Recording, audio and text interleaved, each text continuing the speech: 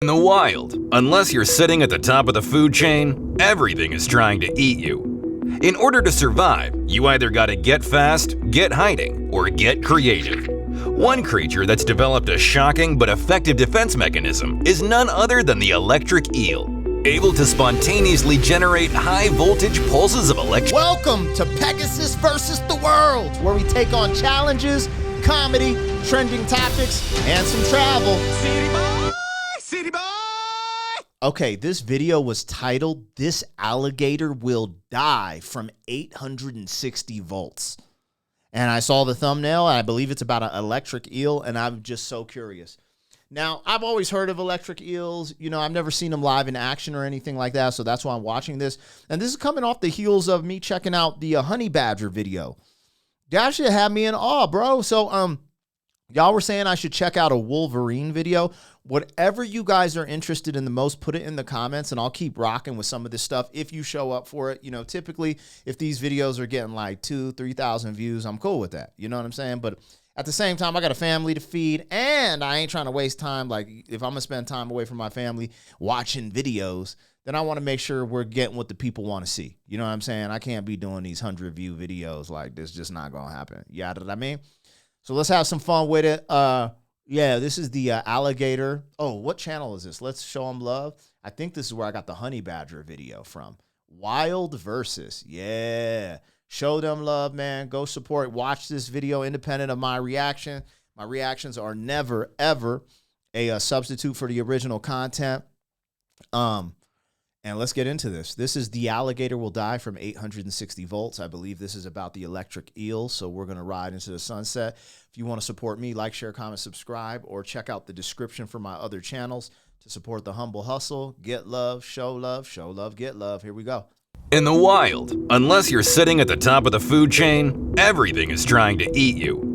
In order to survive, you either gotta get fast, get hiding, or get creative. What is that? One creature that's developed a shocking but effective defense mechanism is none other than the electric eel, able to spontaneously generate high-voltage pulses of electricity. So what do you think happens when a vicious predator like the caiman, the Amazon's equivalent of a crocodile, tries to take a bite out of an electric eel? Will it get the shock of its life, or is it lights out for the cranky caiman? So I guess we're about to find out how this plays out. Subscribe. Check them out. Wild Versus. Let's go. It's a good intro. If you ever put a 9-volt battery on your tongue, you'll know that electricity tastes terrible. There's also that unpleasant, painful jolt in your mouth, kind of like licking an electric fence. Now imagine ramping that battery up from 9 volts all the way to 860 volts.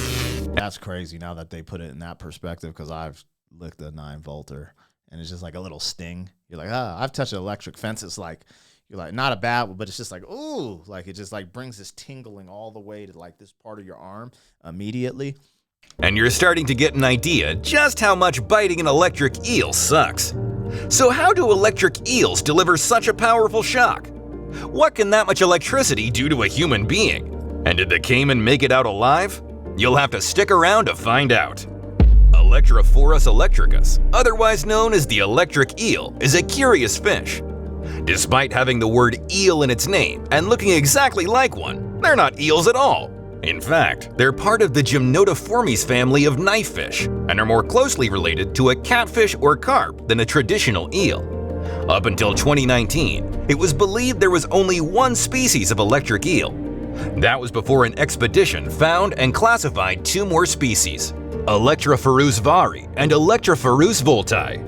Growing up to 8 feet long and weighing as much as 44 pounds, you'll find electric eel. Get the out of here. Electric eel can weigh, how much could it weigh? Did it say 400 pounds? 8 feet long? Species, Electrophorus vari and Electrophorus volti. Growing up to 8 feet. 8 feet long. Long and weighing as much as 44 pounds. 44 pounds. I was like, 400? Hell no, that's crazy. Okay, 44 pounds. Jeez. 8 feet long, 44 pounds, 860 volts of electricity. I don't really know what that means, though. I understand what he was saying, like, you know, making that comparison. But if I'm keeping it real, like, I'd have to know, I guess I need to know how much voltage a battery in a car takes typically, and what does it take to start the engine, which I don't know right off top. So that's interesting, but this is still wild. You'll find electric eels throughout the northeast of South America, including the Amazon and Orinoco river basins. They love lurking through slow-moving freshwater creeks and swamps, using their secret superpower to stun and kill their diet of fish, shrimp, amphibians, and sometimes even small mammals. For centuries, the indigenous tribes of Venezuela called the electric eel arimna, or something that deprives you of motion. To catch these slimy, sparky treats, tribesmen used to drive herds of wild horses into the eel-infested ponds. The horses' hooves would churn up the mud and bring all the eels to the surface, where they would leap out of the water and attack. The tribesmen would wait until the swarm of rapidly discharging eels had run out of juice before jumping in and catching 1 or 2 for dinner. This technique. I learn something new on this channel every damn day, yo. This shit is insane. This is crazy, bro. I didn't even know indigenous people or people from Venezuela was eating eel like that. I should have hollered at the Venezuelans before they got kicked out of Denver to get some game. Like, hey, man, what y'all do out there? Too late now. They gone now. Technique was witnessed by Prussian explorer Alexander von Humboldt, who in 1800 became utterly fascinated by this mystical creature. In a remote rainforest village in Venezuela called Los Llanos, Alexander set up a series of crude experiments to test the strength of the electric eel's shock. Now, when I say crude, I mean crude. There were no voltimeters or amperage meters. Humboldt would simply grab the eel and objectively rate the power of each electric jolt. After 4 hours of experiments and some seriously shocking blasts, Alexander reported that his muscles ached well into the next day. Despite knowing that electric eels packed a seriously heavy electric punch, it would be at least 100 years before scientists would figure out how they did it. The secret to an electric This is the answer right here that I've been looking for, because this is crazy. eel's shocking talent lies in 3 pairs of specialized organs throughout their abdomen. There's the main organ, which spans half the dorsal section of the eel, Hunter's organ, which runs the length of the eel's underbelly, and Sachs organ, which makes up the dorsal part of the eel's tail. These organs contain hundreds of thousands of modified muscle cells called electrocytes, arranged in perfect rows. Similar to the cells of a battery, the organization and stacking of these electrocytes allows a current of charged ions to flow through them, building current as it charges up. Electric eels also use the electrocytes in their Sachs organ to emit a steady stream of weak electric pulses to create a field around themselves. This field is used for communication and active electrolocation, their way of seeing in their dark, murky environment. So, how do electric eels use these 2 voltage attacks to take down prey or defend themselves from predators? After sensing a disturbance in the water, electric eels emit 2 or 3 strong pulses, as much as 860 volts. These high voltage pulses act like a taser, hijacking the animal's nervous system, causing the prey to violently twitch in the water. This sudden movement generates waves that reveals the animal's hiding place. This all happens very quickly. Eels are able to temporarily stun fish in less than 3/1000ths of a second. They're dropping electric charges like that in the water. This is fascinating to a whole nother level. Once the prey is immobilized, the electric eel can swallow its meal whole. Oh, and if that's not terrifying enough, by curling up, the electric eel can actually make the discharges even more intense by overlapping the electric fields generated at each end of the electric organ. You're not just in danger in the water either.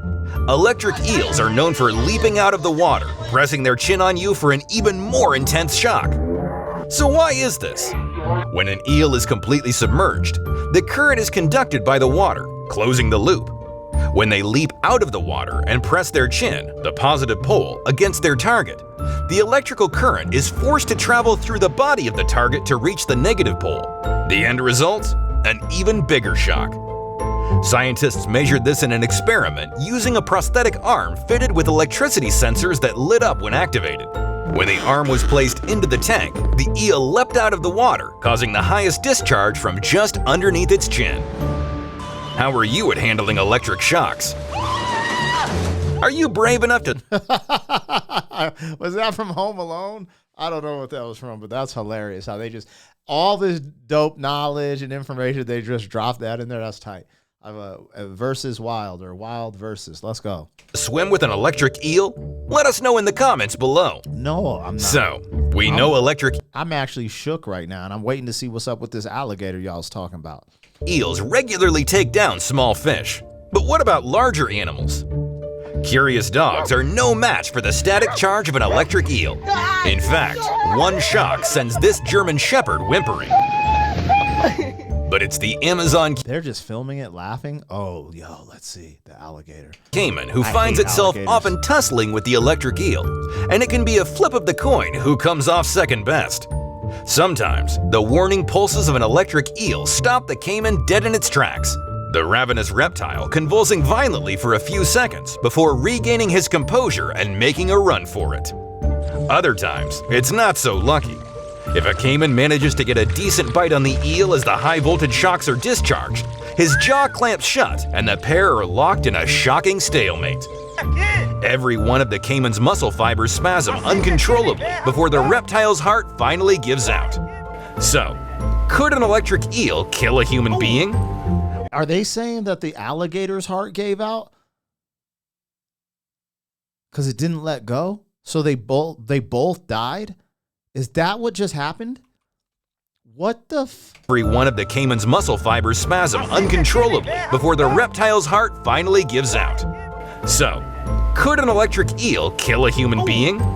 We've long been testing how powerful an electric eel's shock is, and despite being mildly unpleasant in a laboratory setting, there doesn't seem to be much harm to wiring yourself to an eel or touching one in a tank. Oh, that's crazy. While there are reports of people in South America drowning in shallow water after being shocked by an electric eel, to date, no one has officially been declared. Because I kind of want to touch an electric eel for YouTube. For a YouTube video. I kind of want to touch an electric eel for a YouTube video. Dude, that was awesome, man. We're watching Versus Wild or Wild Versus channel. Check them out, man. Support. Show love, get love. You know what I mean? This was dope. This was engaging. And I was just curious, like, how that would end up for the gator. And this title did not deviate, man. That was not clickbait. And I ain't gonna lie, man, seeing that swampy, like, it don't even make me want to take it, even go to Venezuela. Like, I'll stick with Hawaii, where there's no snakes. I don't know if there's no electric eels in Hawaii, I don't think. There's no snakes and there's no gators. That's why I won't move to Florida, man. I wouldn't mind living in Florida because I'm done with the cold, man, in Colorado. I'm done with it, but I'm cool on snakes and gators, man. I'm cool on that. I don't need that in my life, and Hawaii has neither of that. So that's the goal. Pray for your boy that I get out there for my retirement. Anyways, love y'all, man. I'll holler at you in the next one. City boy, city boy.